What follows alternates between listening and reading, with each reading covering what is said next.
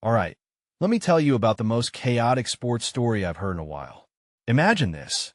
A football team is literally racing against the clock to rip up an entire field and install a new one, just days before a preseason game.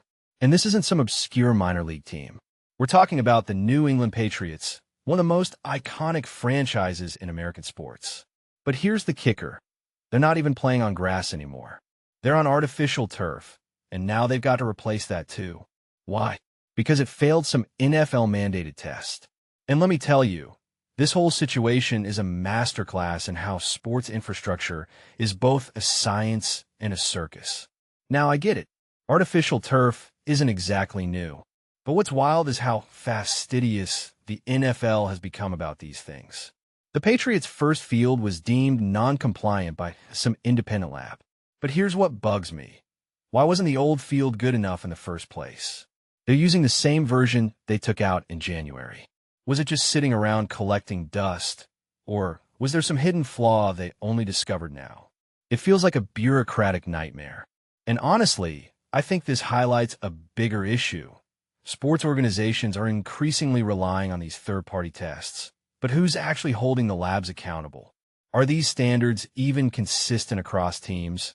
Or is this just another layer of corporate red tape? Let's talk about the bigger picture. This isn't the first time a game has been canceled over a field. 10 years ago, the Hall of Fame game got scrapped because the paint on the field turned into some kind of rubberized goo. 25 years ago, a game in Philly was canceled because the surface had uneven cutouts. These stories always feel like they're from another era, but here we are in 2026, and it's still happening. What does that say about how seriously we take players' safety? Or maybe it's a reminder that no matter how advanced our technology gets, human error and corporate politics will always find a way to mess things up. And here's the thing that really grinds my gears, the media coverage of this. ESPN, which is owned by the NFL, is treating this like a footnote in their news cycle. Mike Rice's report is buried in a list of notes, as if this is just another day in the life of the Patriots. But this isn't just about a field. It's about the NFL's control over its own narrative. If they own 10% of the media, does that mean they can decide what's newsworthy? Or is this just another example of how sports leagues manipulate the press to keep their own secrets under wraps? So what's the takeaway here? To me, this whole mess is a microcosm of modern sports. It's about the tension between tradition and modernity, between player safety and cost-cutting, and between transparency and control.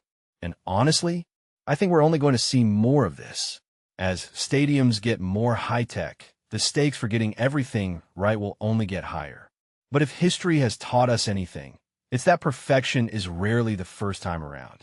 The real question is, when will we stop being surprised by these disasters?